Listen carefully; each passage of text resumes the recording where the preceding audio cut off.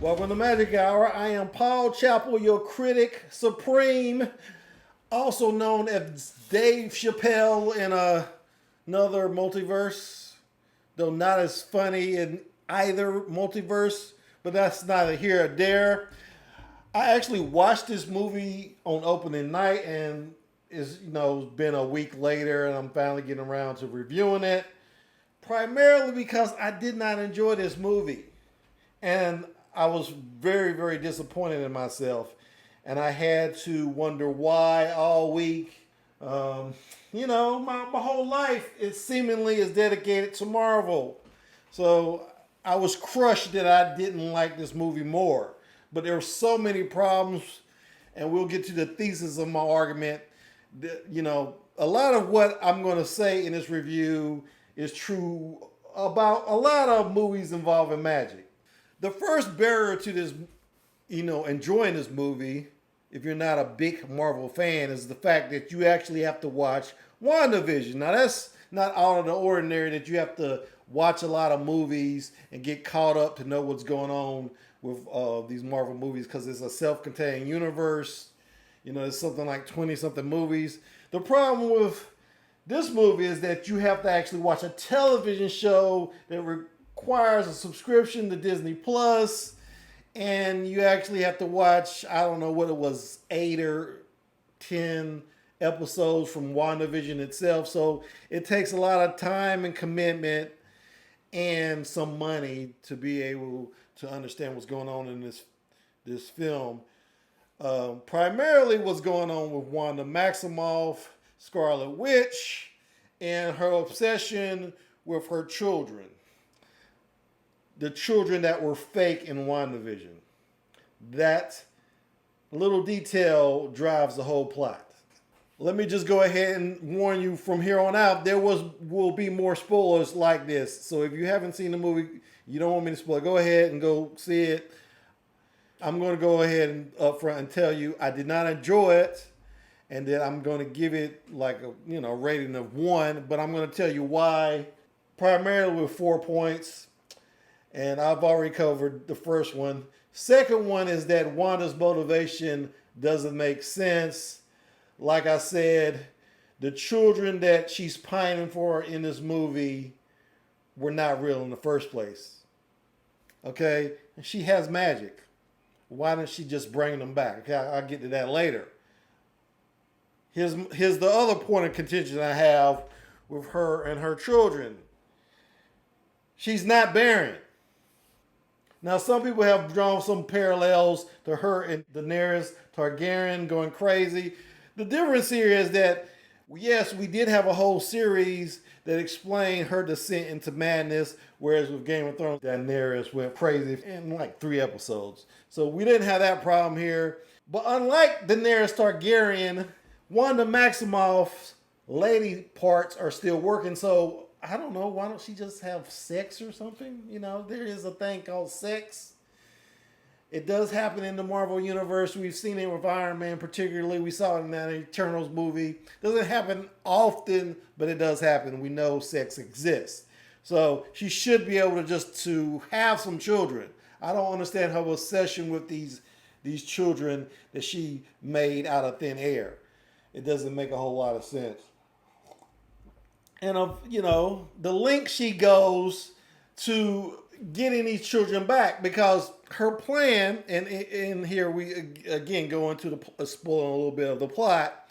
Her plan is to kill America Chavez, who gets her introduction in this movie. And the reason she wants to kill America Chavez, yes, that is her name. Her first name is America, and it's significant because she's a Mexican character who can float through the multiverse. She can create her own portals. It's kind of a metaphor there for being Mexican, her ability to jump across borders, if you will. So she's a great character. I wish they would use her a little bit more. I wish they had given the power she has in her comic book, but we didn't get to see any of that. The only thing she can do in this movie is actually create the portals. Wanda wants to kill her and steal her power somehow with the Dark Hole power book that she has from the WandaVision series. So that's the basic plot. She's chasing after America Chavez, and Doctor Strange, of course, is trying to prevent her from killing America Chavez. So America Chavez pretty much is the damsel in distress this whole movie. And that was one highlight. Xochitl Gomez, the young actress who's playing America Chavez, she was very good. She was a breath of fresh air. She's actually, age appropriate. A lot of times in Hollywood they get somebody in their 20s to play a teenager. She's actually 16 years old.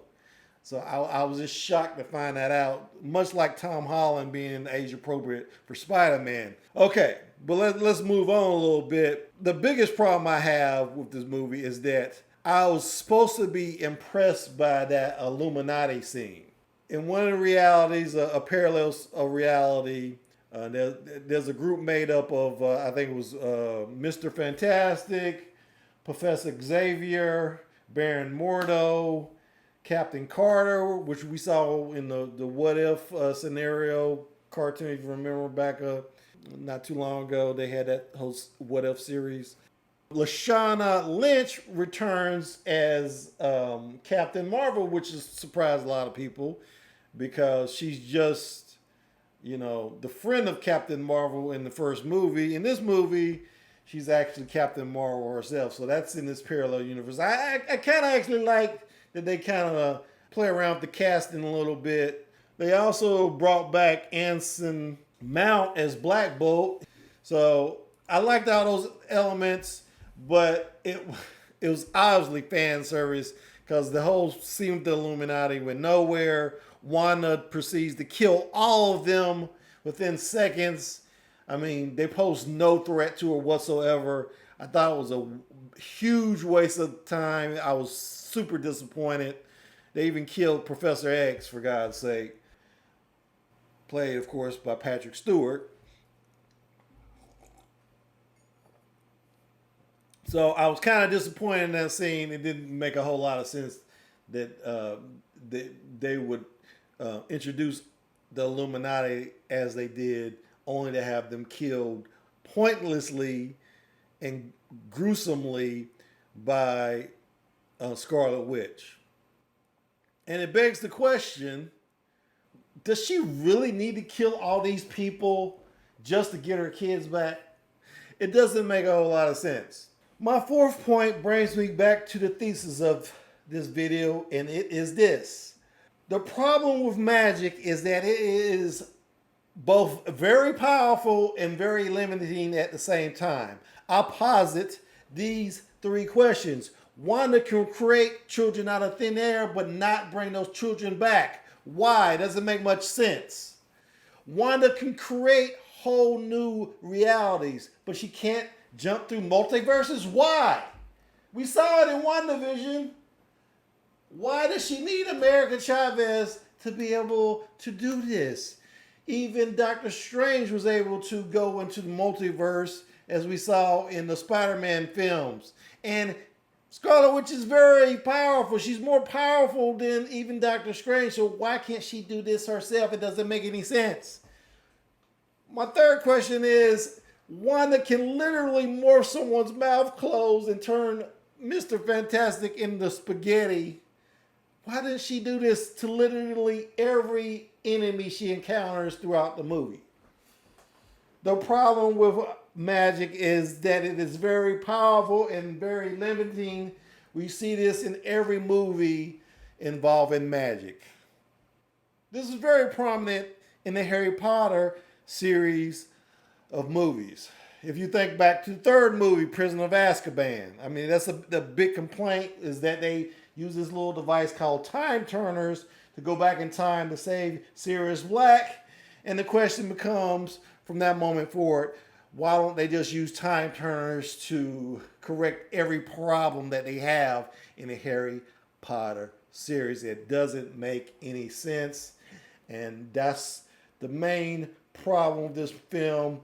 Also, I realized at some point in this film that Doctor Strange himself just isn't that interesting. That's probably why they threw in the little love I don't know. It wasn't even a love triangle.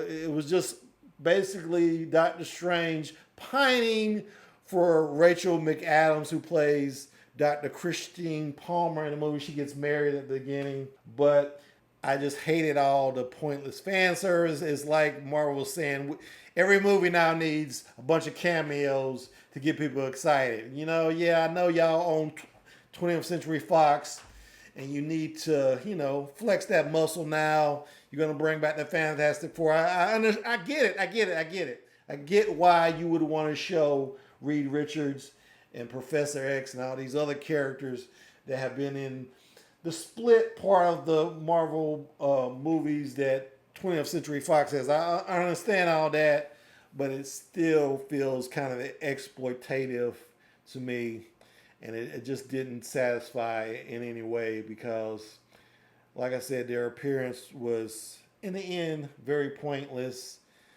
and I just wish they had left well enough alone. But that's pretty much all I have to say about this film. I don't want to get too far down that rabbit hole. Suffice to say, go see it. You're going to have to see it probably to understand some events in future movies.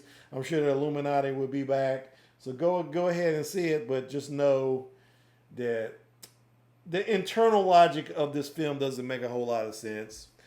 The spectacle was pretty good. CGI was a little bit dodgy at the beginning. But overall, it did have some things that I like the aforementioned appearance by America Chavez and some other performances. But on the whole, I did not like it. But that's all I got for today. Make sure you subscribe, like, and share this video to your friends and family. And I will see you when I see you. Thanks for watching.